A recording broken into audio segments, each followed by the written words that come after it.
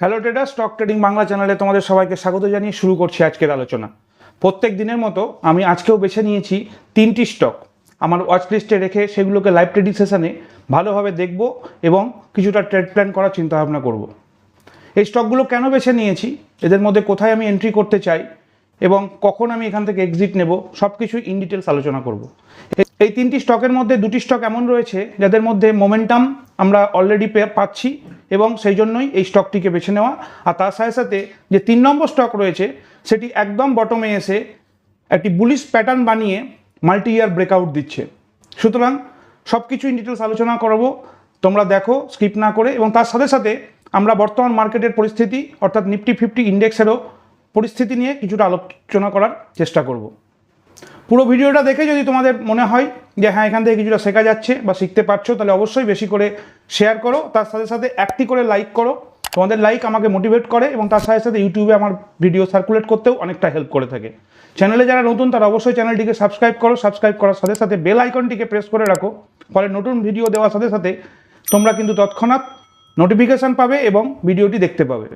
এই প্রসঙ্গে ট্রেডার্স আমি একটা কথা তোমাদেরকে মনে পড়িয়ে দিই যে আমি সেবি রেজিস্টার্ড কোনো স্টক অ্যানালিস্ট বা ফাইন্যান্সিয়াল অ্যাডভাইজার নই, তাই আমার বলে দেওয়া কোনো স্টকের ওপরে সরাসরি ট্রেড বা ইনভেস্টমেন্ট করবে না।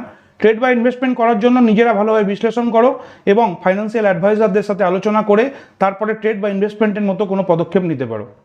ট্রেডার্স, এবারে আমরা চলে আসি আমাদের ল্যাপটপ স্ক্রিনে এবং দেখে নিই বর্তমান মার্কেটের কী সিচুয়েশন। যদি আমরা ভালো করে লক্ষ্য করে দেখি যে মার্কেট লাস্ট ট্রেডিং সেশনে কিন্তু যথেষ্ট পজিটিভ মোমেন্টাম দিয়েছে। এর মূলত একটি কারণ যেটি আমি অ্যানালিসিসের মধ্যে বের করতে পারছি, সেটি হচ্ছে যে মার্কেটের যে ব্যাংকিং সেক্টর বা ফাইন্যান্স সেক্টর আমরা লক্ষ্য করি, সেই সেক্টরের মধ্যে একটি ভালো পজিটিভ মোমেন্টাম শুরু হয়েছে। আর সেই পজিটিভ মোমেন্টামের জন্যই কিন্তু যেহেতু তাদের ওয়েটেজ নিফটির মধ্যেও রয়েছে, সেই কারণে ফাইন্যান্স সেক্টরের এই পজিটিভ মোমেন্টামের জন্যই নিফটির মধ্যেও কিন্তু কিছুটা পজিটিভ মোমেন্টাম আমরা দেখতে পাচ্ছি। কতক্ষণ এটা সাস্টেন করবে, কতদিন সাস্টেন করবে সেটি কনফার্ম বলা যাচ্ছে না, কারণ সামনেই খুব বড় একটি ইভেন্ট যেটি বাজেট, ইউনিয়ন বাজেট, তার উপরে কিন্তু মার্কেটের গতিবিধি পুরোপুরি নির্ভর করছে। এছাড়াও ওয়ার্ল্ড মার্কেটের ইম্প্যাক্টও রয়েছে। যখন আমি ভিডিও তোমাদের জন্য রেকর্ড করছি তখন কিন্তু ওয়ার্ল্ড মার্কেট অলমোস্ট প্রায় 1% মতো নেগেটিভে চলছে। ডাউ জোন্সের কথা বলছি, ন্যাসডাক কিন্তু পজিটিভ 1%, কিন্তু ডাউ জোন্স প্রায় নেগেটিভ 1%। এবং গিফট নিফটির রিফ্লেকশন অনুযায়ী মার্কেট আশা করছি লাইভ ট্রেডিং সেশনে শুরু করবে কিছুটা নেগেটিভে অথবা অলমোস্ট ফ্ল্যাট থেকে। এই পরিস্থিতিতে দাঁড়িয়ে আমি যে 3টি স্টক আমার ওয়াচ লিস্টের মধ্যে রেখেছি, যেগুলোকে মাইনটলি ওয়াচ করব এবং তার সাথে সাথে কিছুটা ট্রেড প্ল্যান করার চিন্তাভাবনা করব, সেই নিয়ে তোমাদের সাথে এবারে একবার দেখে নেওয়া যাক। প্রথম যে স্টক আমি বেছে রেখেছি সেটি একটি ফাইন্যান্সিয়াল সেক্টরের স্টক, অ্যাক্সিস ব্যাংক।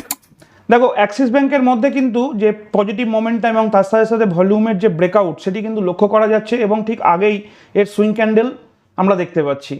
অর্থাৎ যদি এই মুহূর্তে স্টক দাঁড়িয়ে রয়েছে 1271 টাকা 45 পয়সায় এবং লাস্ট হাই বানিয়েছে 1278 টাকা 75 পয়সায়।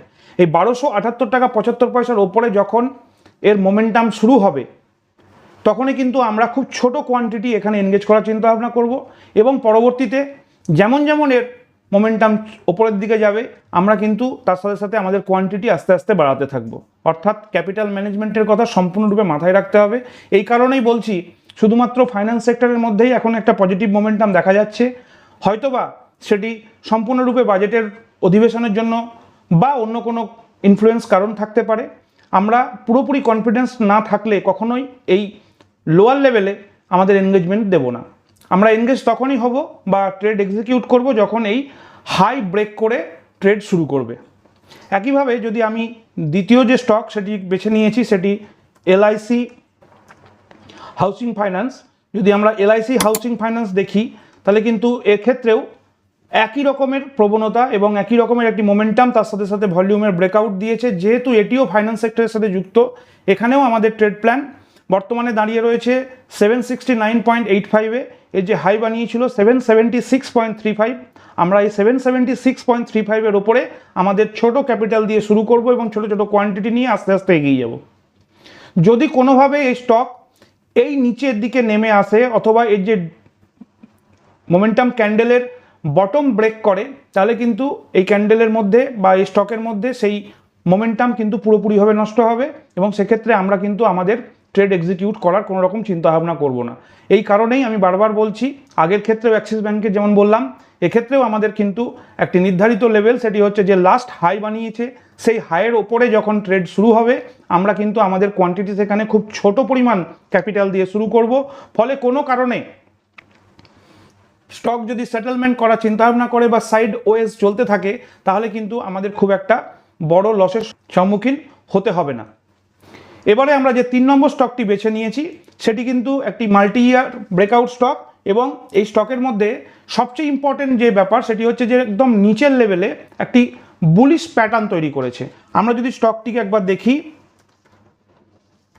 তাহলে তোমরা বুঝতে পারবে যে অলফুল অফ ইন্ডিয়া, এর মধ্যে আমরা প্রথমে এটিকে যেহেতু মাল্টি ইয়ার ব্রেকআউট, আমাদের নর্মাল নিয়ম অনুযায়ী আমরা হায়ার ফ্রেমওয়ার্কের মধ্যে দেখব, অর্থাৎ মান্থলি ফ্রেমওয়ার্কের মধ্যে দেখব।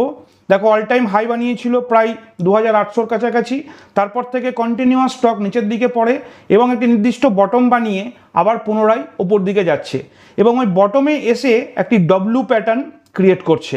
আর ডব্লু প্যাটার্নের নেকলাইন অলরেডি এই জুন মাসে ব্রেক করে ফেলেছে।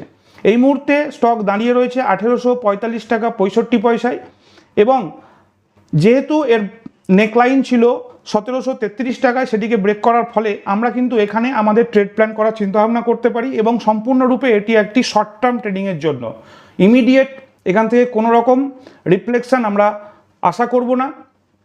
আমরা এখানে শর্ট টার্ম বা পজিশনাল ট্রেডিংয়ের কথা চিন্তাভাবনা করছি, এবং আমাদের প্রথম টার্গেট 2068 টাকা 90, যেখানে এর ফার্স্ট রেজিস্ট্যান্স রয়েছে। পরবর্তী টার্গেট হওয়া উচিত 2387 টাকা, যেটি এখানে এর সেকেন্ড রেজিস্ট্যান্স রয়েছে।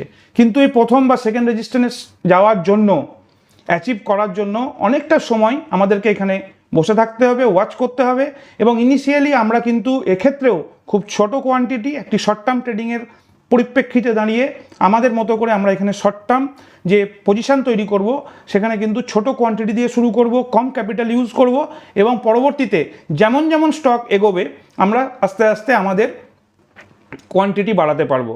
এক্ষেত্রে যদি আমরা স্টপ লসের চিন্তাভাবনা করি তাহলে যেহেতু এই ক্যান্ডেলের লাস্ট যে সুইং ক্যান্ডেলটি বানিয়েছিল মান্থলি ক্যান্ডেল বেসিসে বলছি, আমরা কিন্তু আমাদের ট্রেড প্ল্যান করার জন্য মান্থলি ফ্রেমওয়ার্ক থেকে বেরিয়ে এদিকে ডে ফ্রেমওয়ার্কের মধ্যে যদি একবার দেখি তাহলে কিন্তু আমাদের প্ল্যানিংটা পুরোপুরি এখানে ব্রেকআউট লেভেল ছিল, কনসলিডেট করে ব্রেক দিচ্ছে। এই যে লাস্ট ক্যান্ডেল বানিয়েছে, এই লাস্ট ক্যান্ডেলে যদি আমরা মার্ক করি এই ক্যান্ডেলের যে হাই, অর্থাৎ এক্ষেত্রে দেখো একটা ইনসাইড ক্যান্ডেলের মতো সিচুয়েশান তৈরি হয়েছে, mother and baby candle. Mother ক্যান্ডেলের হাই ব্রেক করলে ক্লোজিং যখন দেবে আমরা ওই ক্লোজিংয়ের হাই ব্রেক করার সাথে সাথে আমাদের এন্ট্রি নেব, এবং স্টপ লস রাখবো কিন্তু এই মাদার ক্যান্ডেলের বটমে। স্টপ লস রাখবো মাদার ক্যান্ডেলের বটমে যদি স্টপ লস রাখতে চাই। যেহেতু আমি ক্যাশে প্র্যাকটিস করি এবং ছোট ক্যাপিটাল দিয়ে ইনিশিয়ালি আমার ট্রেড এক্সিকিউট করি, তাই আমি এইসব স্টকের ক্ষেত্রে কোনোভাবেই স্টপ লস মেনটেন করি না। কিন্তু সাধারণত নর্মাল নিয়ম অনুযায়ী যেটা আমি শিখেছি বা এখনও শিখছি, তার জন্য স্টপ লস কিন্তু সাধারণতই মাদার ক্যান্ডেলের নিচে, এবং মাদার ক্যান্ডেলের হাই ব্রেক করার পরে পরবর্তী ক্যান্ডেল যখন এই সেকেন্ড ক্যান্ডেলের হাই ক্রস করবে তখন আমাদের এন্ট্রি হওয়ার সম্ভাবনা তৈরি হবে। ট্রেডার্স, এরকম সিচুয়েশনে দাঁড়িয়ে আমরা আমাদের যে 3টি স্টক রয়েছে সেটা নিয়ে বিস্তারিতভাবে আলোচনা করলাম, এবং 2টি স্টক পুরোপুরি মোমেন্টাম বেসিসের ওপরে এবং একটি স্টক মাল্টি ইয়ার ব্রেকআউটের ওপরে ছিল, এবং তার সাথে সাথে মাল্টি ইয়ার ব্রেকআউটের সাথে সাথে এই যে বটমে এসে একটি বুলিশ প্যাটার্ন, অর্থাৎ বটমে যখন ডব্লু প্যাটার্ন ফর্ম করে, অর্থাৎ ডবল বটম ফর্ম করে কোনো স্টক তার ব্রেকআউটের দিকে এগিয়ে যায়, তখন কিন্তু এটিকে আমরা সাধারণত বুলিশ ট্রেন্ড হিসাবে ধরে নিই এবং শিখেও এসছি এটা। সুতরাং পুরো ভিডিওটা তোমাদের সাথে শেয়ার করলাম, আমার কি ট্রেড প্ল্যান রয়েছে, কীরকমভাবে আমি এখানে আমার ট্রেড এক্সিকিউট করব, ইন ডিটেলস তোমাদেরকে বললাম। পুরো ভিডিও দেখো, দেখে তোমরা প্লিজ একটি করে লাইক করো আর বেশি বেশি করে শেয়ার করে ফ্রেন্ডস এবং ফ্যামিলি মেম্বারদেরকেও দেখারও শেখার সুযোগ করে দাও। তোমাদের লাইক আমাকে মোটিভেট করে আর ইউটিউবে তো সার্কুলেট করে, ফলে বাকিরাও তোমাদের সাথে সাথে দেখতেও শিখতে পারবে। ট্রেডার্স, যারা চ্যানেলে নতুন তারা অবশ্যই চ্যানেলটিকে সাবস্ক্রাইব করো, সাবস্ক্রাইব করে বেল আইকনটিকে প্রেস করে রাখো, ফলে যখনই নতুন ভিডিও দেব তোমাদের কাছে তৎক্ষণাৎ নোটিফিকেশান পৌঁছাবে এবং তোমরা দেখে শিখতেও জানতে পারবে। ট্রেডার্স, আজকের মতো আলোচনা এখানেই শেষ করছি। ভালো থেকো, সুস্থ থেকো, দেখা হবে পরের ভিডিওতে। জয় হিন্দ, জয় ভারত।